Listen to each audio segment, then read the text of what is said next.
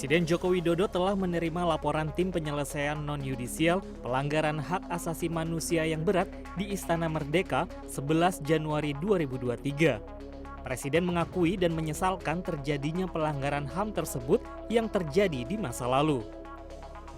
Dengan pikiran yang jernih dan hati yang tulus, saya sebagai Kepala Negara Republik Indonesia mengakui bahwa pelanggaran hak asasi manusia yang berat memang terjadi di berbagai peristiwa.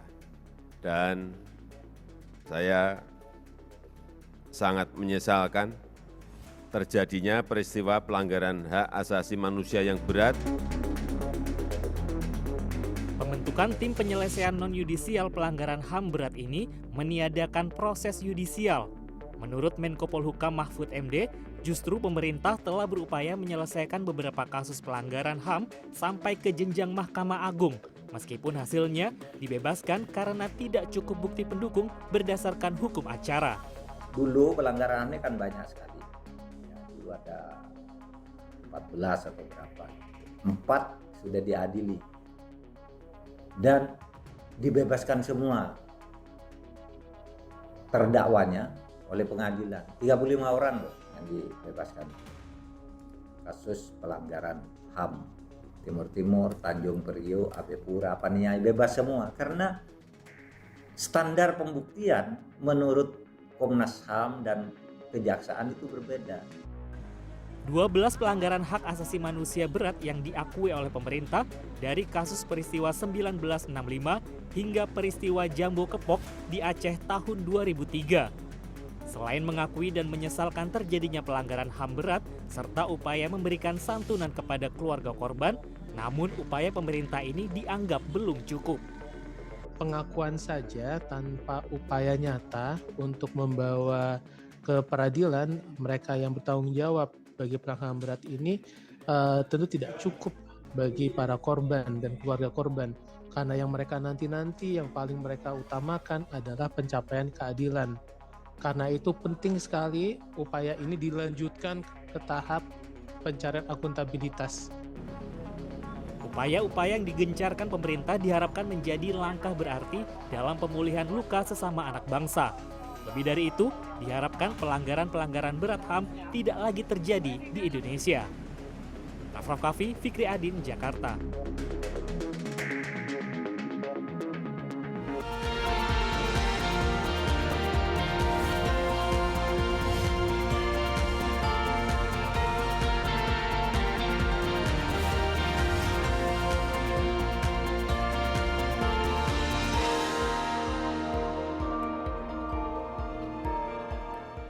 Berbagai bentuk pelanggaran terhadap hak asasi manusia akhir-akhir ini sering sekali terjadi, bisa dikatakan di hampir seluruh belahan dunia. Bukan saja di negara-negara yang memiliki rejim otoriter maupun di negara yang terlibat dalam perang ataupun konflik, tapi juga di negara-negara demokratis yang besar, misalnya contohnya Amerika Serikat dan juga tentu saja Indonesia. Nah, untuk mengetahui lebih lanjut bagaimana situasi hak asasi manusia saat ini, Insight with Desi Anwar sudah ditemani oleh Andreas Harsono, seorang peneliti dari Human Rights Watch. Dan Human Rights Watch sendiri baru-baru ini menerbitkan laporan terakhirnya, The World Report tahun 2023. Bung Andreas, apa kabar?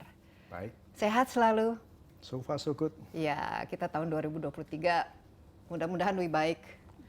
Mudah-mudahan kita bisa lebih optimis ya, karena kita juga sudah keluar dari COVID. Dan kalau kita bicara pelanggaran juga, ini COVID juga merupakan salah satu yang betul-betul bisa terbatas dalam berbagai macam area. Tapi ini saya sebagai jurnalis, saya sebagai insan pers, terus terang melihat ya, sebenarnya kan abad 21 ini di mana hampir dikatakan semua negara itu sudah kiblatnya harusnya berdemokrasi.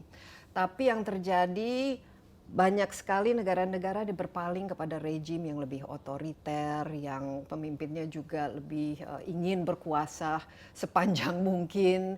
Dan juga kita melihat berbagai bentuk-bentuk pelanggaran hak asasi manusia itu dan sudah hampir mirip-mirip ya yang berkaitan dengan misalnya ya kita sebagai pers, kekerasan terhadap pers dan juga berbagai bentuk kekerasan terhadap perempuan, anak-anak, diskriminasi terhadap perempuan, anak-anak, terhadap kaum minoritas tentu saja dan terhadap SARA yang kita sebut suku, agama, ras dan etnisitas. Nah, ini masih menjadi satu concern. Tapi sebelum kita masuk ke laporan World Report yang Human Rights Watch keluarkan, ada sesuatu yang menurut saya cukup positif terakhir ini, pengakuan dari Indonesia, khususnya dari Presiden Jokowi terhadap pelanggaran hak asasi manusia yang terjadi di Indonesia. Persisnya ada sekitar 12 peristiwa yang dianggap pelanggaran HAM berat yang diakui, walaupun menurut saya pasti lebih banyak lagi. Ini termasuk peristiwa 1965, 66, peristiwa penembakan misterius 82, 85 dan lain sebagainya. Menurut Bung Andreas, apa pandangannya terhadap adanya pengakuan ini, dan kedua kira-kira dari segi momentumnya ini merupakan sesuatu yang tulus atau apa kira-kira yang kita harapkan dengan adanya pengakuan ini? Pengakuan bahwa kita pernah melakukan pelanggaran-pelanggaran yang serius, ya, pembunuhan massal, itu tentu langkah yang positif, langkah yang signifikan, karena sudah hampir 60 tahun itu berlaku. Baru ini presiden yang secara resmi, bukan Gus Dur juga pernah melakukan, tapi ini Presiden Jokowi kan dari birokrasi, ya, dari bawah sampai ke atas, dan dia yang pidato. Itu sebuah langkah yang baik, ya. Tapi tentu perlu ada langkah-langkah lebih jauh yang harus dilakukan oleh pemerintah Indonesia. Contohnya mungkin? Menggali kuburan massal. Jadi kebanyakan korban ini karena mayoritas penduduk Indonesia itu Muslim dan kebanyakan orang Nahdlatul Ulama. Orang NU itu merayakan haul, hari kematian. Mungkin papa saya atau mama saya atau mbah saya meninggal. Nah, saya merayakan pada hari di mana almarhum atau almarhumah meninggal. Nah, orang-orang ini tidak tahu kapan meninggalnya, di mana meninggalnya, atau kalau meninggal di mana kuburannya. Itu salah satu langkah yang perlu Ya, dilakukan. sudah ada 120 kuburan, lokasi kuburan massal yang diidentifikasi oleh sebuah organisasi, YKPK 65. Ya. Mereka memperkirakan ada 14.000 jenazah di dalam 120 lokasi tersebut.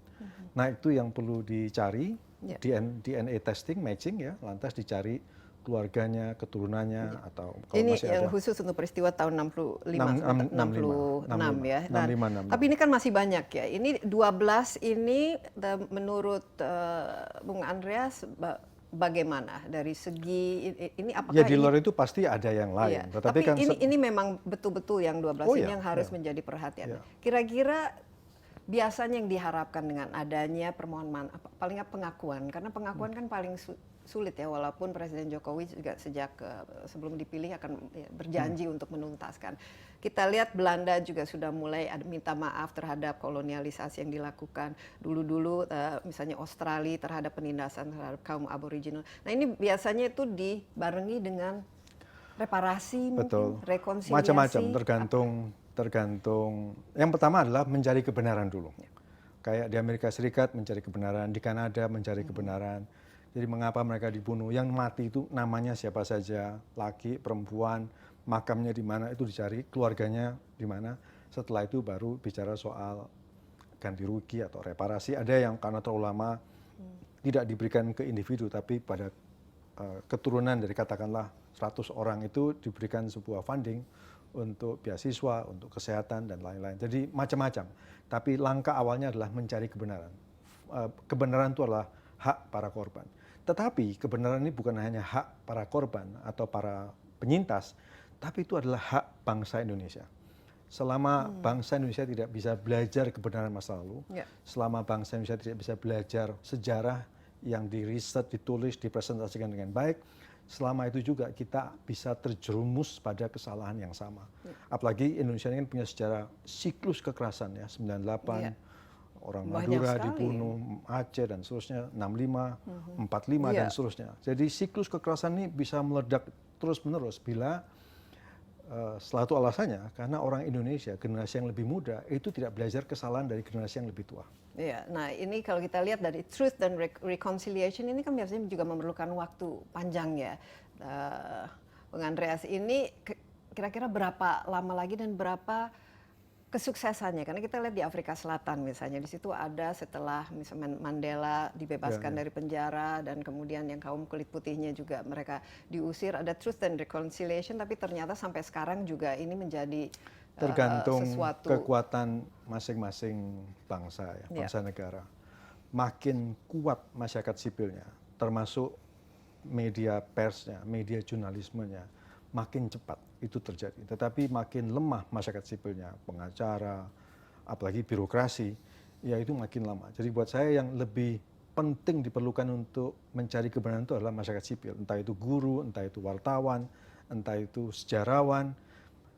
Ini yang perlu mencari jejak-jejak sejarah yang tersembunyi itu. Iya. Makin kuat mereka, makin cepat kita bisa belajar kebenaran. Tapi yang jelas banyak sekali pelanggaran yang lebih dari 12 peristiwa ini. Misalnya, Kalau dicatat oleh Bung Andreas ada berapa sampai sekarang ini? Yang saya tahu karena saya pernah menulis itu pembantaian orang Madura di Kalimantan tahun 97 di Sanggauledo, 99 di Sambas, 2001 di Sampit. Itu melibatkan berapa orang yang persisnya dibantai? Itu yang meninggal, yang mati dibunuh kebanyakan dipotong kepalanya, mohon maaf, itu 6.500 orang. Ya. Terus biak berdarah Juli 98, kira-kira 200 orang.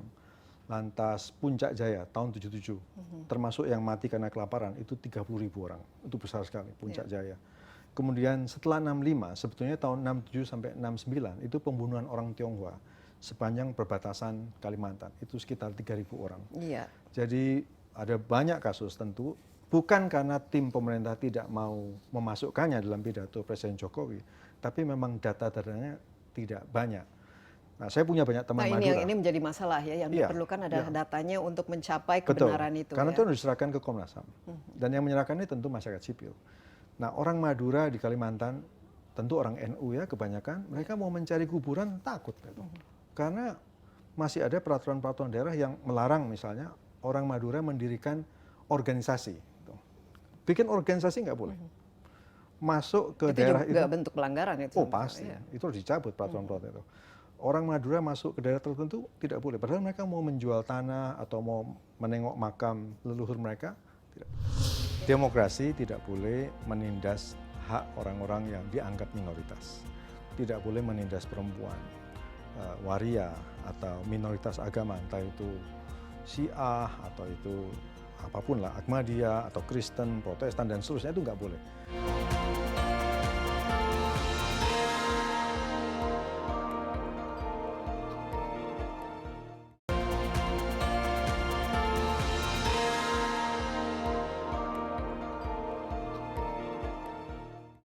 Nah, ini masih dengan Indonesia dulu sekarang. Karena saya lihat itu bentuk-bentuk pelanggaran hak asasi manusia. Ada yang biasanya kita ingat zaman Orde Baru ya, state oppression. Jadi memang dilakukan oleh negara itu sendiri.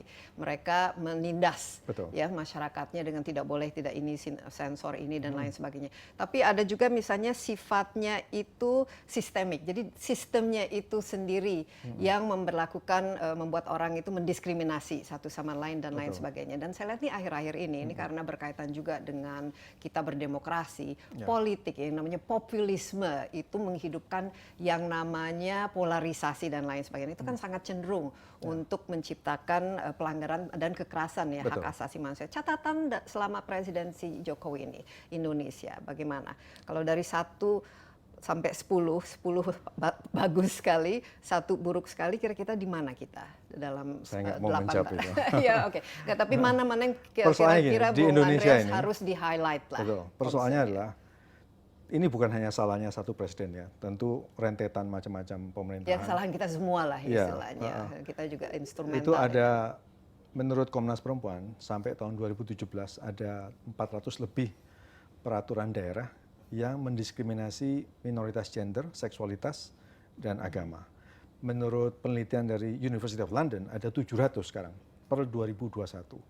Nah, peraturan-peraturan ini harus dicabut. Kebanyakan adalah executive order, buatan bupati atau gubernur atau wali kota, itu menteri dalam negeri dengan mudah bisa cabut. Lain kalau itu peraturan bikinan DPR daerah, itu ya. Nah, peraturan-peraturan ini menjadi justifikasi buat the so-called mayoritas. Enabler ya. Iya, enabler. Tanpa peraturan-peraturan ini, mereka juga nggak bisa bergerak. Misalnya peraturan rumah ibadah, peraturan anti Ahmadiyah, peraturan anti Syiah, peraturan anti Mila Abraham atau Gavatar, atau peraturan yang membuat sulit minoritas bikin rumah ibadah. Sangat sulit sekarang di Indonesia ini sejak tahun 2006 untuk bikin entah itu gereja di daerah-daerah mayoritas Islam, atau belakangan juga beberapa masjid Muhammadiyah di daerah-daerah NU itu juga susah untuk dibikin. Tentu ada beberapa kasus walaupun tidak banyak, itu masjid-masjid Sunni di daerah-daerah Kristen. Jadi ini Timur. sebenarnya diskriminasi yang dari berbasis masyarakat itu sendiri Bukan, ya? itu basisnya peraturan. Dari peraturan. Peraturan. Jadi Bung Andreas percaya bahwa kalau tidak ada peraturan-peraturan daerah ini, tidak akan bisa lah orang statistiknya semena-mena. menunjukkan begitu peraturan yang diskriminatif dibikin, Itu langsung. kekerasan naik. Jadi karena ada peraturan terlihat pelanggaran juga, karena Ya. ini membuat orang memiliki justifikasi. Ya misalnya Indonesia ini kan masyarakatnya kan cukup toleran terhadap waria, terhadap wandu atau bisu kalau di Makassar. Tapi kenapa begitu muncul peraturan pertama di Aceh 2014, tahu-tahu kekerasan terhadap individu gay, waria dan lain-lain itu naik gitu. Mula-mula 100, 200, tahu-tahu udah naik 1000, 2000 setahun. Karena ada peraturan-peraturan. Menurut Arus Pelangi ada 45 peraturan yang anti terhadap individu waria, gay, lesbian di Indonesia semenjak tahun 2014.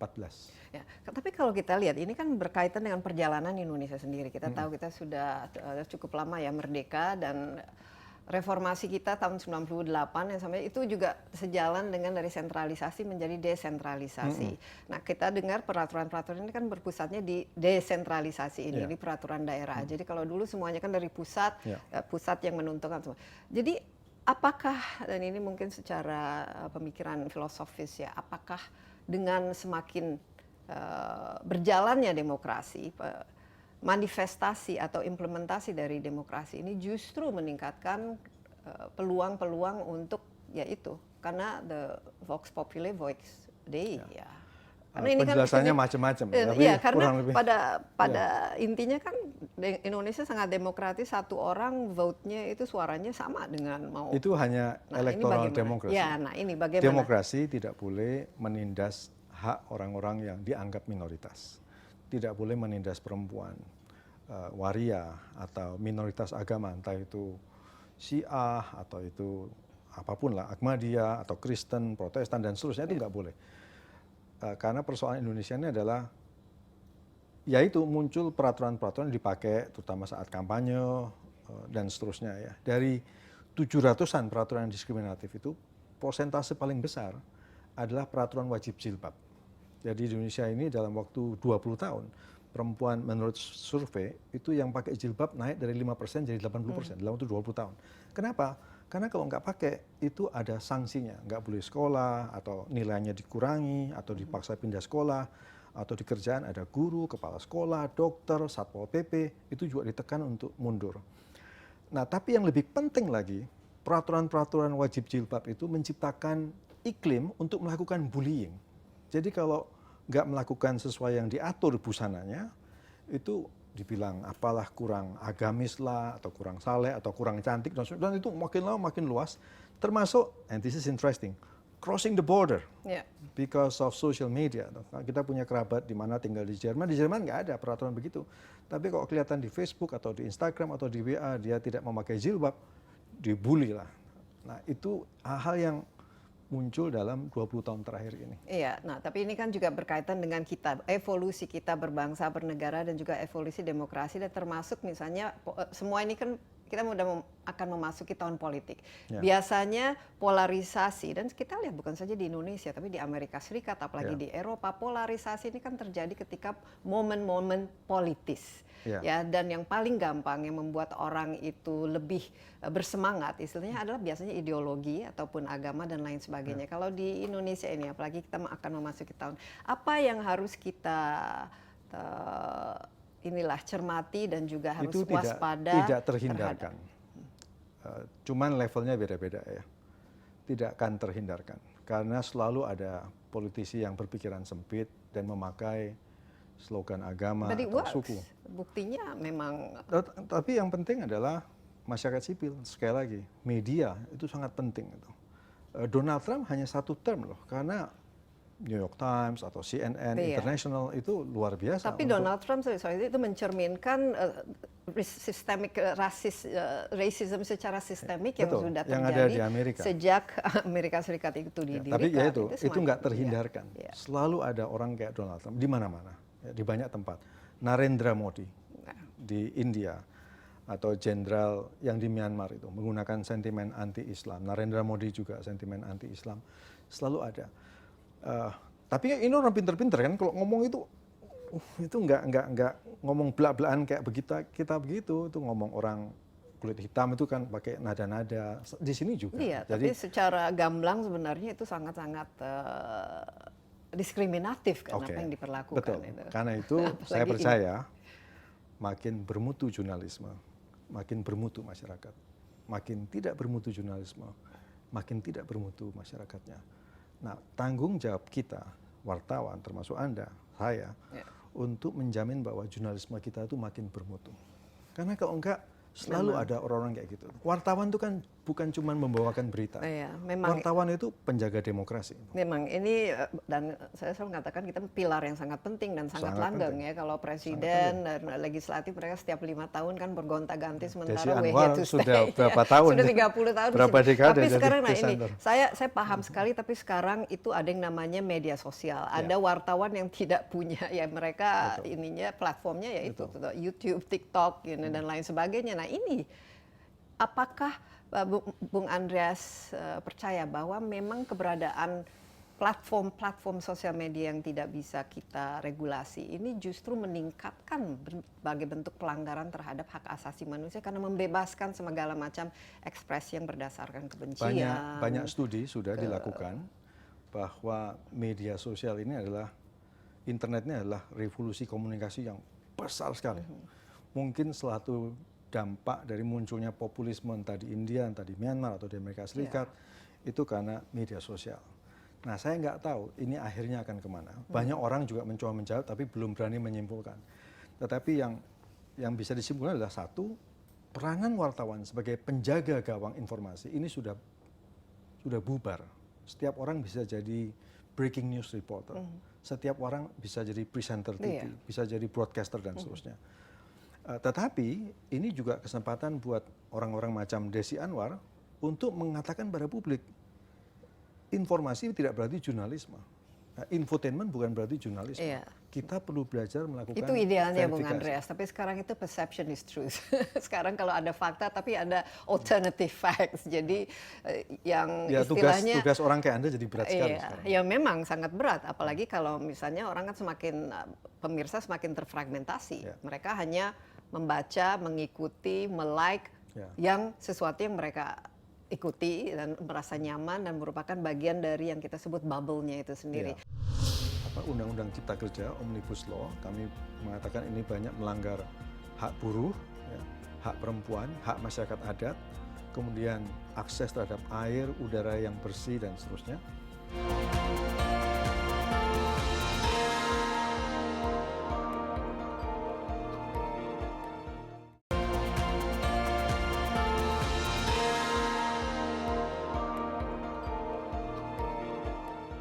Bung Andreas, ini balik ke Human Rights Watch itu sendiri ya. Kira-kira khusus untuk ini ada resepinya untuk bagaimana kita khusus untuk Indonesia ke depan supaya kita juga bisa melewati misalnya pilkada, pilpres dan lain sebagainya dengan lebih harmonis, lebih aman dan kita juga setia terhadap Bhinneka Tunggal Ika serta heterogenitas dari bangsa kita. Tentu perlu ada pendidikan yang lebih luas ya terhadap publik bahwa diskriminasi itu adalah awal dari ketidakadilan. Lewat sekolah-sekolah, lewat aparat keamanan dan seterusnya. Tetapi jangan lupa di luar itu semua kita harus belajar bahwa satu, peraturan-peraturan diskriminatif itu sumber dari ketidakadilan, sumber alat untuk dijadikan alat politik sebetulnya. Tapi yang kedua juga ada lembaga-lembaga negara di Indonesia yang memfasilitasi diskriminasi. Itu perlu direview. Kami berkali-kali mengatakan kepada pemerintah Indonesia bahwa hati-hati dengan lembaga-lembaga yang memang tampaknya dipakai untuk memfasilitasi diskriminasi. Jadi ini yang harus kita waspadai. Tapi kita ada baru-baru ini yang KUHP Ya. baru lah 4.0 dan juga Perpu Cipta Kerja yang Ya. mungkin dianggap cukup kontroversial. Apa pandangan Bung Andreas kedua hal itu? Karena ini sesuatu yang cukup signifikan ya dalam perjalanan kita. Human Rights Watch sudah menganalisis dan sudah memantau perkembangan KUHP itu selama 6-7 tahun. Kami sudah mengeluarkan statement posisi bahwa ini melanggar standar internasional di bidang hak asasi manusia. Bahwa ia akan melanggar hak perempuan, minoritas seksualitas maupun minoritas agama, serta akan melanggar kebebasan berekspresi termasuk kebebasan pers dan kebebasan berserikat. Begitu 3 tahun ini dijalankan dari tahun 2022, kami khawatir itu akan dijadikan alat lagi-lagi buat kepentingan segelintir orang menjadi alat politik. Nah tentu kami berharap DPR, pemerintah melihat bahaya dari KUHP ini dan melakukan revisi, amandemen. Ya. Karena kalau tidak, Jadi Human Rights Watch memberikan masukan dan juga berdialog ya dengan legislatif mengenai. kami bertemu dengan cukup banyak. Dan mereka cukup responsif, cukup paham bahwa ini merupakan kekhawatiran. Ya mereka selalu bilang don't worry gitu. Ya, orang asing nggak ada. Wah turis tiba-tiba katanya pesawat pada dibatalkan karena takut dan lain sebagainya. Mereka selalu mengatakan jangan khawatir, ada safeguardnya. Misal bab soal hubungan seks di luar nikah itu hanya bisa dilaporkan oleh orang tua atau anak atau pasangan. Persoalannya adalah di Indonesia ini banyak orang yang menikah tapi sudah pisah ya karena satu dan lain hal. Lantas mau cerai nggak bisa karena lagi-lagi ada harta, gonogini, ada sudah pisah lama. Lantas suatu saat, dan ini kebanyakan yang jadi korban perempuan, mungkin yang istri punya pacar baru, dilaporin sama suaminya yang masih sah suami dia. Atau orang tua yang tidak setuju dengan gaya hidup anaknya, bisa dilaporkan ke polisi. Jadi itu berpengaruh. Karena ini sebenarnya kan ranah privat ya, yang sebenarnya pemerintah atau undang-undang tidak boleh menjamah sesuatu yang sekali. Dan karena melanggar hak asasi manusia. Gitu. Kalau bahasa hak asasi manusia ini susah dimengerti, saya mau bicara dari bahasa investasi. Karena pemerintah tampaknya sangat peduli dengan ekonomi. Menurut Duta Besar Amerika, Sung Kim, dia bilang ini akan mempengaruhi matrik investasi dan bagaimana orang menjalankan bisnis di Indonesia. Matrik dalam bahasa saya adalah economic cost, biaya lebih. Karena orang akan pergi ke negara tetangga untuk menanam modal. Enggak juga, mereka akan tetap ke Indonesia. Tetapi KUHP ini kan tidak bisa dijalankan secara lebar. Kalau mau lebar berapa puluh juta orang ditangkap. Tetapi akan ada yang namanya selective enforcement. Kalau pas ada dysfunctional family, lapor. Nah itu bisa jadi macam-macam persoalan. Dan perusahaan-perusahaan ini kan harus bertanggung jawab terhadap karyawannya yang jadi korban KUHP. Dan itu berarti biaya lebih. Entah untuk ngurus pengacara, bolak-balik ke polisi, dan seterusnya. Jadi economic cost melakukan bisnis di Indonesia akan lebih tinggi. Dan kalau Bung Andreas sendiri melihat sejauh mana sebenarnya KUHP ini memang implementable, karena banyak sekali sekarang undang-undang yang juga kalau diimplementasikan memang sulit, sehingga kita berpikir kenapa ada undang-undangnya kalau tidak bisa di-enforce gitu, dan buat apa gitu. Karena kita. Bisa ya satu memenuhi keinginan nafsu politik. beberapa orang yang ingin bicara soal moralitas kompromi dan politik dan juga dan lain sebagainya. Dan satu lagi ada pasal-pasal yang melarang aborsi. Ada pasal-pasal yang melarang orang non medis membicarakan kontrasepsi, entah itu kondom, entah itu morning after pill. Anda bayangkan 20 tahun, 30 tahun setelah tahun 2025, itu bagaimana populasi Indonesia? Orang akan muncul kehamilan yang tidak direncanakan makin tinggi, ya kemudian anak-anak perempuan putus sekolah akan makin tinggi. Terus mutunya social gimana? cost-nya juga, social cost-nya akan semakin tinggi. Ada population boom. Nah katakanlah sekian puluh juta orang akan muncul sebagai dampak dari KUHP ini, kan perlu makan, kan perlu sekolah, kan perlu pekerjaan. Nah kalau kita nggak bisa menyediakan pekerjaan yang appropriate, sekarang saja kita sudah memiliki masalah karena kita negara yang masih berkembang, stunting masih bagian dari masalah kita, kemiskinan dan juga lain sebagainya. Jadi ini akan jadi beban buat generasi muda yang akan datang. Iya, mungkin singkat saja mengenai Perpu Cipta Kerja ini, karena ini juga sudah cukup lama bolak-balik dari Omnibus Law asalnya, dan ini bagaimana Bung Andreas? Nah kami juga sudah bikin analisis soal Undang-Undang Cipta Kerja, Omnibus Law, kami mengatakan ini banyak melanggar hak buruh, ya, hak perempuan, hak masyarakat adat, kemudian akses terhadap air, udara yang bersih, dan seterusnya. Dan sudah digugat di Mahkamah Konstitusi, hakim Mahkamah Konstitusi mengatakan ini harus ditinjau ulang dan seterusnya. Lantas pemerintahan Presiden Jokowi menerbitkan Perpu buat mengganti Omnibus Law. Dan sebelumnya setelah itu hakim yang dianggap kritis terhadap Omnibus Law itu di-recall atau dipecat oleh DPR dari Mahkamah Konstitusi. Ini kan mengganggu check and balance di Indonesia. Hakim-hakim itu kan jadi khawatir. Kalau bila mereka bersuara kritis, mereka bisa ditarik, bisa dipecat dari pekerjaan mereka sebagai hakim Mahkamah Konstitusi. This is all bad news for Indonesia. Iya, nah ini mungkin ya sudah tahun-tahun tahun terakhir lah, sudah termasuk tahun politik. Untuk kedepannya, Bung Andreas, Human Rights Watch ini kira-kira apa masukannya dan kira-kira apa yang harus menjadi bagian dari kampanye pada calon pemimpin Indonesia, karena ya kita ingin demokrasi kita tentu saja sehat, kita ingin menjadi role model di pentas dunia. Kita sudah memiliki begitu banyak prestasi yang kita achieve dari G20, sekarang kita menjadi ketua ASEAN dan lain sebagainya. Tentu kita haruslah lebih baik lagi ke depan. Secara umum Indonesia harus makin taat pada standar-standar internasional di bidang hak asasi manusia, di bidang hak perempuan, kebebasan beragama, kebebasan pers, kebebasan berekspresi. Pers adalah penjaga demokrasi. Kalau ini makin digerogoti, tentu akan makin buruk buat masa depan Indonesia. Dan ini tahun politik, kita harus tahu bahwa demokrasi ini adalah cara yang damai untuk memilih pemimpin baru atau tetap mempertahankan pemimpin yang lama, tapi dengan cara-cara yang demokratis. Karena kalau enggak, kita lihat Soekarno ke Soeharto, 1 juta orang mungkin mati dibunuh. Soeharto ke pasca reformasi minimal 90.000 orang mati dibunuh.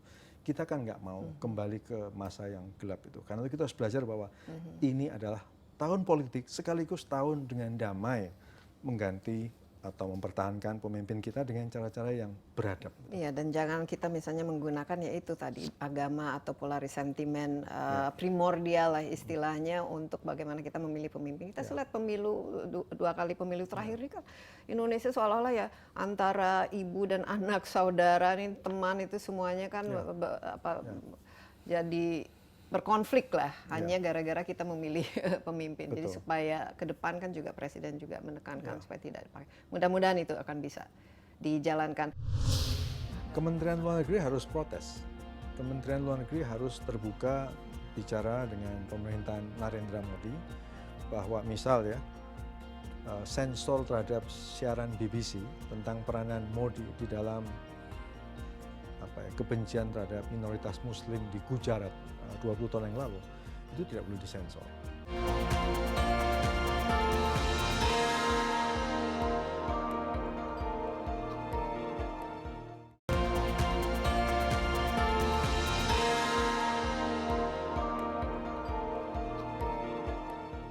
Bung Andreas, kita sekarang balik ke dunia internasional karena The World Report 2023 main highlight. Saya lihat ini tahun 2020 ini COVID.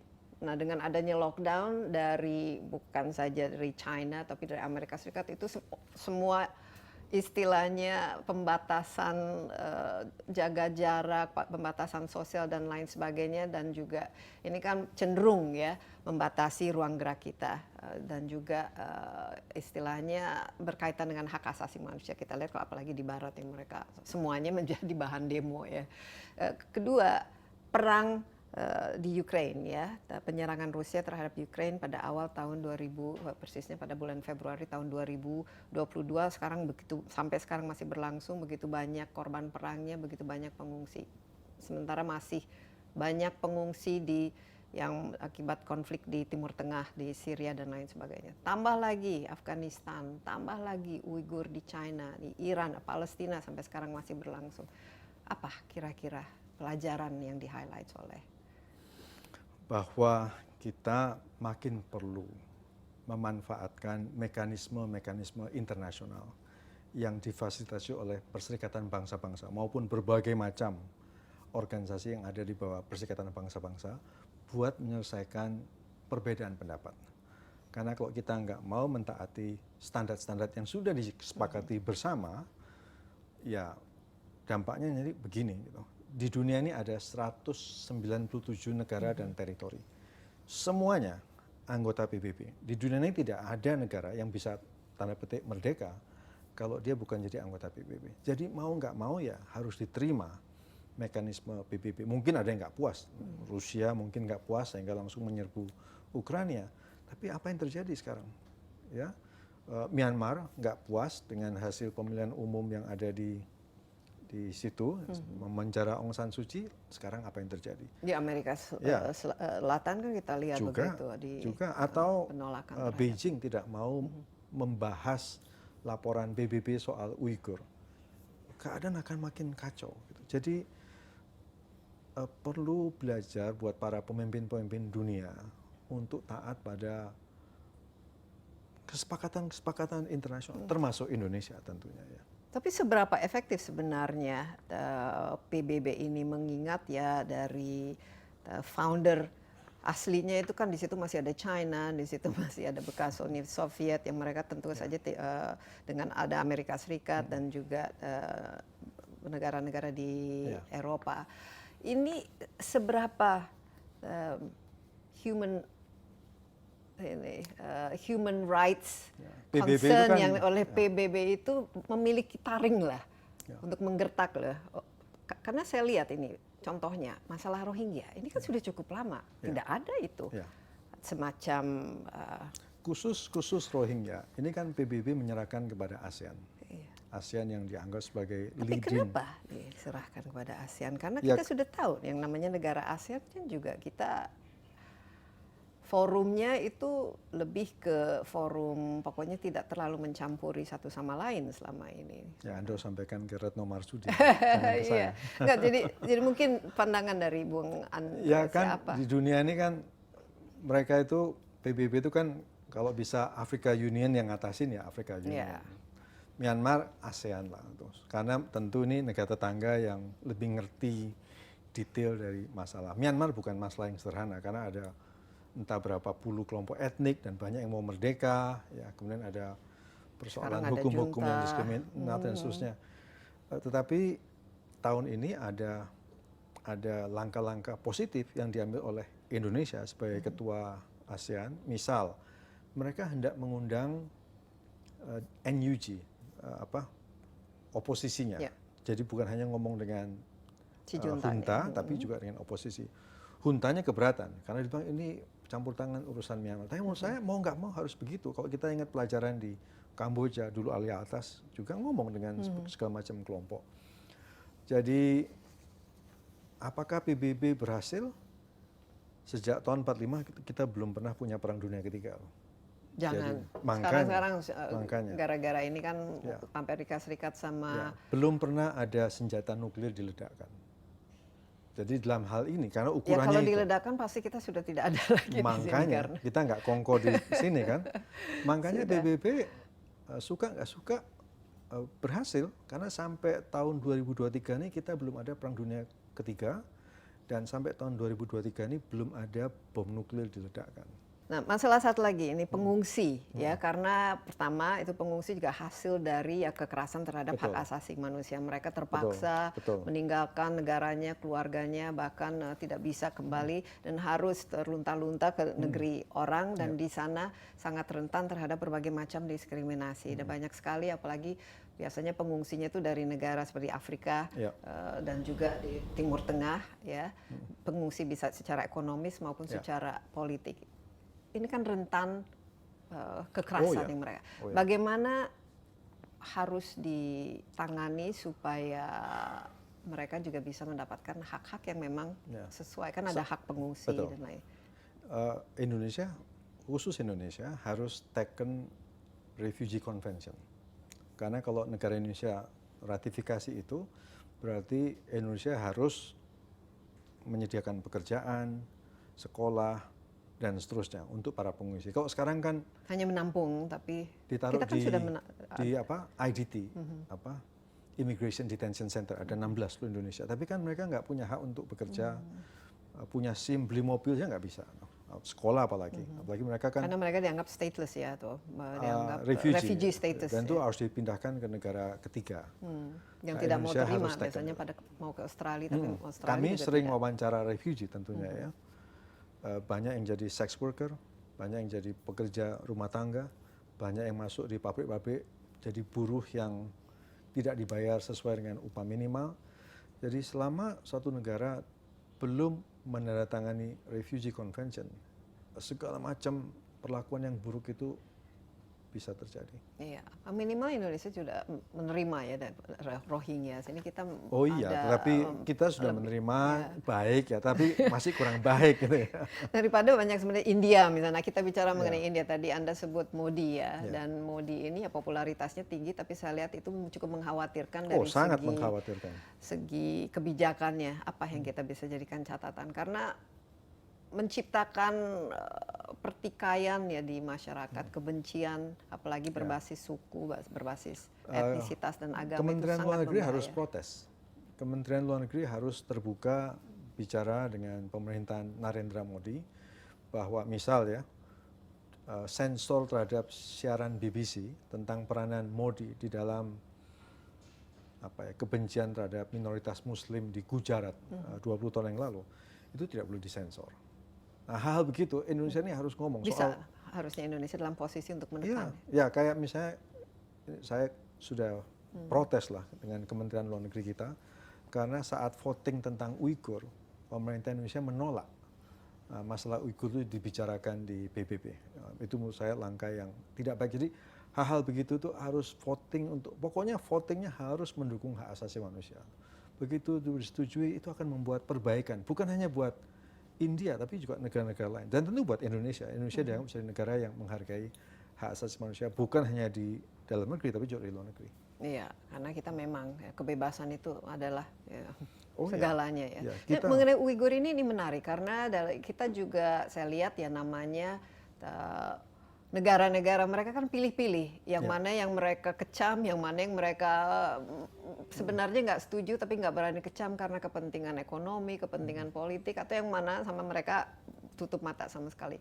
Dalam masalah Uighur ini tentu bisa dipahami dong kalau dari Iya, ada kepentingan ekonomi ya dari Indonesia dengan investasi yang besar dari Beijing, tapi lagi-lagi kita harus belajar bahwa kita bisa berdagang dengan baik, kita bisa berhubungan sosial dengan baik, tetapi juga dengan terus terang bilang, sobat, ini perlakuan sobat terhadap istri sobat di rumah atau anak sobat di rumah tidak baik. Saya sebagai sahabat kasih tahu sobat bahwa ini tidak baik. Nggak apa-apa kan? Dan sahabat yang baik justru menghargai masukan-masukan yang positif, yang jujur, dengan niat yang tulus buat membantu negara-negara lain buat memperbaiki keadaan mereka. Iya, tapi biasanya kalau negara ya termasuk Indonesia juga diberi nasihat itu biasanya mereka tersinggung. Mind your own business. Nah, salah satu persoalan dengan Uighur ini adalah atau negara-negara jangan lain mencampuri soal Papua. Urusan, ya. Saya ngomong dengan diplomat Indonesia, mereka bilang wah kita nggak berani singgung-singgung itu walaupun itu benar. Kenapa? Nanti kami khawatir mereka cutik-cutik soal Papua. Nah, saya pikir nggak apa-apa gitu. Ya karena kita emang berbuat nggak baik di Papua. Mungkin kita sekarang ini bagus ya mengenai Papua karena ini ada dua yang memang berkaitan dari peristiwa pelanggaran HAM yang disebutin peristiwa Wasior di Papua 2001 2002, peristiwa Mena Papua 2003, tapi sampai sekarang kan Papua walaupun ya masih ya terjadi kekerasan pelanggaran hak asasi manusia itu sendiri. Bagaimana cara terbaik untuk menanganinya, Pak Bung Andreas? Apakah punya catatan khusus Human Rights Watch mengenai? Saya nggak mengutip Human Rights Watch. Saya mengutip LIPI, Lembaga Ilmu Pengetahuan Indonesia, di mana kakak Anda pernah memimpin. Nah, menurut LIPI ada 4 hal yang harus dilakukan oleh negara Indonesia. 1, mengakui bahwa pada tahun 69 yang disebut PPRA, penentuan pendapat rakyat itu dimanipulasi. Kalau itu diakui, saya kira orang Papua akan merasa, oh ya minimal kamu ngaku bahwa itu kau tipu-tipu itu tahun 69 itu. Yang kedua, marginalisasi, peminggiran orang asli Papua. Yang ketiga, pengrusakan lingkungan hidup. Ya. dan yang keempat pelanggaran hak asasi manusia. Jadi dan nggak hanya dua itu ya, ada biak, ada macam-macam. Jadi bila itu dilakukan, ini nasihat dari lembaga negara Indonesia sendiri. Berdasarkan penelitian yang Betul, mendalam. lakukan 4 hal itu. Menurut saya itu sangat moderat, gitu, sangat masuk akal. Dan suka nggak suka, di masa yang akan datang akan dilakukan juga oleh negara Indonesia untuk mengakui bahwa itu manipulasi. Seperti halnya hari ini Presiden Jokowi mengakui 65 itu pelanggaran HAM yang serius. Anda bayangkan kalau Presiden Soeharto yang ngomong atau Presiden sebelumnya, kan nggak mungkin. Tapi toh akhirnya sekarang ada Presiden Indonesia bilang, ya itu memang parah. Gitu. Jadi kelak akan ada Presiden Indonesia yang akan mengakui bahwa Perpres 69 itu adalah tipu-tipu. Gitu. Iya. Kalau sekarang Belanda mengakui bahwa mereka inilah bersalah lah dalam itu apa yang harus kita minta dari apa? Ya, minta atau ini kebenaran lebih mungkin, banyak lagi.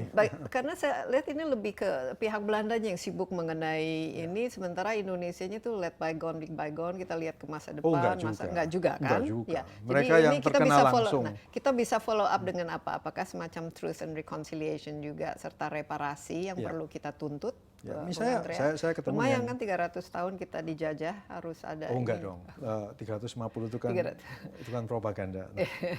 Tepatnya sejak tahun 1800. Tapi saya bicara dengan keturunan orang-orang yang mati dibunuh oleh Belanda, mereka ingin tahu lebih detail. Nah, dengan tahu minimal mereka bisa punya kebenaran, dan dari kebenaran itu mereka bisa berdamai dengan masa lalunya, bisa closure gitu ya. Seperti tadi saya bilang, orang Madura itu ingin tahu bagaimana bapak mereka, ibu mereka, kakek nenek itu mati dibunuh, atau kalau mati dibunuh mana mayatnya, di mana kerangkanya. Ada lebih banyak hal yang bisa kita minta dari kerajaan Belanda terhadap berbagai macam pelanggaran yang mereka lakukan, mungkin Westerling di Makassar, mungkin macam-macam di seluruh Nusantara ini, Indonesia ini maaf. Asia Tenggara adalah tempat kawasan di dunia yang membunuh warganya paling besar setelah Perang Dunia Kedua. Lebih tinggi daripada Asia Selatan, ada Afghanistan, ada India, ada Pakistan. Lebih tinggi dari Timur Tengah. Jadi,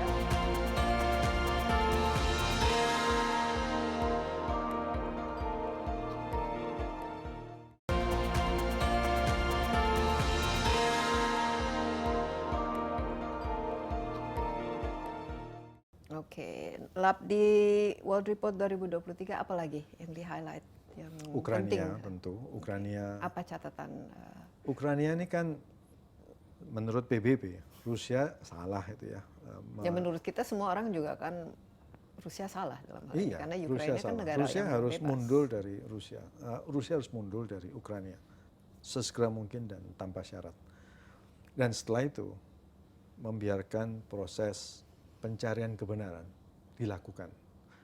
Ukraina ini menarik karena setiap kuburan, setiap kali mereka bisa merebut suatu wilayah, mereka langsung gali kuburan. Dicari pakaiannya masih ada enggak, giginya, dicari rekamannya. Setiap orang yang ditemukan kerangka itu dicatat. Matinya tanggal berapa, dicari keluarganya dan seterusnya. Dan itu akan jadi mimpi buruk buat Vladimir Putin. Saya kira kalau itu bisa dilakukan, Rusia akan melakukan deputinisasi. Dan siapa tahu kita kemudian mendapatkan Rusia masa depan yang lebih baik, seperti halnya Jerman pasca Hitler. Iya, walaupun perang ini sudah setahun sekarang dan katanya dulu, wah 2 minggu juga sudah selesai, 2 bulan juga sudah selesai, tapi kan ternyata Putin, kita nggak tahu ya, ini bagaimana. Mungkin selama Putinnya masih berkuasa di situ kita masih belum tahu. Tapi ada yang menarik ini di Afghanistan. Yang memang selama lumayan 1 dekade ya mereka istilahnya sudah memiliki kebebasan, perempuan juga bisa bekerja, memiliki pendidikan dan lain sebagainya, dan kemudian Amerika Serikat hengkang, Taliban ternyata masuk. Nah ini di depan mata terjadi pelanggaran yang sangat mendasar khususnya terhadap kaum perempuan ya. Ini menurut Bung Andreas bagaimana di dunia ya, dan juga Indonesia harus menyikapinya? Taliban ini kan mengatakan perempuan itu tidak boleh muncul di depan umum. Ya, semua atas nama Islam. Ya, nggak boleh sekolah ya atas nama Islam, harus pakai jilbab yang besar sekali itu atas nama Islam, nggak boleh bekerja atas nama Islam. Saya kira penting buat negara-negara mayoritas Islam untuk buang suara. Kalau kalian tetap mengatasnamakan Islam buat melakukan semua hal begini, sejarah akan mencatat. Karena itu penting buat negara-negara OIC, Organization of Islamic Conference, untuk buang suara, termasuk Indonesia. Dan tidak cukup hanya pemerintah. Organisasi-organisasi masyarakat sipil di Indonesia perlu buang suara, karena kalau enggak, berapa ratus tahun lagi akan jadi bahan omongan. Iya. Harus buang suara. Kita tinggal beberapa menit lagi, tapi saya ingin menanyakan ke Bung Andreas mengenai ini kan human rights, kita biasanya fokusnya kan terhadap pelanggaran dan lain sebagainya. Sebenarnya kalau kita lihat ya 1 abad terakhir ini, sejak Perang Dunia Pertama, Kedua, kemudian Perang Dingin dan lain sebagainya, itu kan banyak sekali ya horor dan konflik yang terjadi, dan sekarang juga sudah mulai ada perang dan juga yang menyebabkan pengungsi dan orang-orang tentu saja terbunuh ya, dan displacement ya. Tapi secara keseluruhan dia, it's a cause for optimism. Kita sebenarnya ada hal-hal yang kita melihat sebenarnya dunia ini semakin lama tuh semakin membaik atau tidak. Ini kan semua kan relatif. Kalau kita lihat secara katakanlah 2000 tahun terakhir, jumlah orang yang mati dibunuh, walaupun kelihatannya kadang-kadang banyak yang mati gitu ya, perang dunia kan, tapi angkanya makin lama makin kecil. Dalam 2000 tahun ya, tentu dalam beberapa fase sangat buruk. Juga di Asia Tenggara. By the way, menurut seorang penulis dari Inggris, Michael Vatikiotis, Asia Tenggara adalah tempat kawasan di dunia yang membunuh warganya paling besar setelah Perang Dunia Kedua. Lebih tinggi daripada Asia Selatan, ada Afghanistan, ada India, ada Pakistan, lebih tinggi dari Timur Tengah. Jadi Asia Tenggara jauh lebih tinggi. Ya, setelah Perang Dunia Kedua. Jadi ada Kamboja, Year Zero, ada Perang Vietnam, ada Myanmar, ada 65 di Indonesia. Karena Asia Tenggara ini kawasan yang paling heterogen. Tidak ada bahasa pemersatu, kayak bahasa Spanyol di Amerika Latin atau bahasa Inggris Prancis di Asia Selatan atau di Afrika. Di sini bahasanya banyak sekali. Kemudian dari 11 negara ASEAN, ada yang mayoritas Islam, ada yang mayoritas Kristen, Filipina, ada yang mayoritas Buddha, ada yang sosialis dan seterusnya. Jadi ini kawasan yang paling majemuk, yang paling kompleks.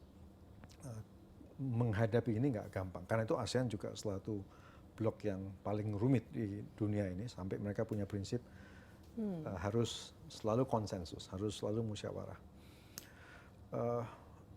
Jadi apakah ASEAN makin baik dalam sejak tahun 69 ketika berdiri? Jumlah pembunuhnya makin menurun sejak tahun 69. Dalam 50 tahun terakhir, jumlah orang yang mati dibunuh di negara-negara ASEAN itu menurun. Misalnya Indonesia ya, 65 1 juta. 98 hanya 90.000. Bukan hanya, tapi inilah hanya relatif ya. 90.000 itu banyak sekali gitu. Tapi relatif ke tetapi dibandingkan sejuta masih, karena pertanyaan Anda apakah keadaan kita membaik? Karena kita kan selalu supaya tidak terlalu merasa pesimis dan tidak merasa bahwa kok kita semakin lama semakin. Kebebasan pers kita juga naik turun, sekarang makin memburuk dibandingkan zaman Gus Dur. Tapi jauh lebih baik dibandingkan zaman Orde Baru. Baru. Tidak eksis kita waktu itu ya. Betul.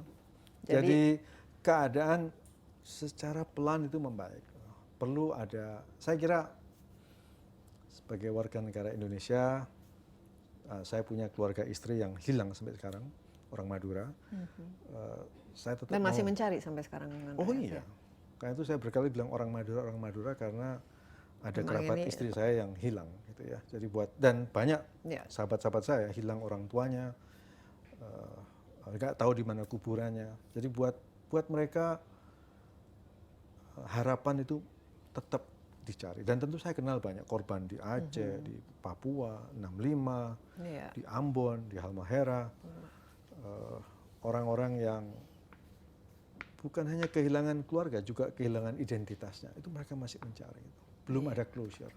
Ya, dan semoga ini truth ini, kebenaran ini bisa terus-menerus diungkit sampai dicapai dan kemudian ada rekonsiliasi sehingga bisa inilah untuk kedepannya bisa lebih aman ya, lebih merasa damai. Terakhir ini karena Indonesia mulai tahun 2023 ini sebagai ketua dari ASEAN, sebenarnya kan momentum ya untuk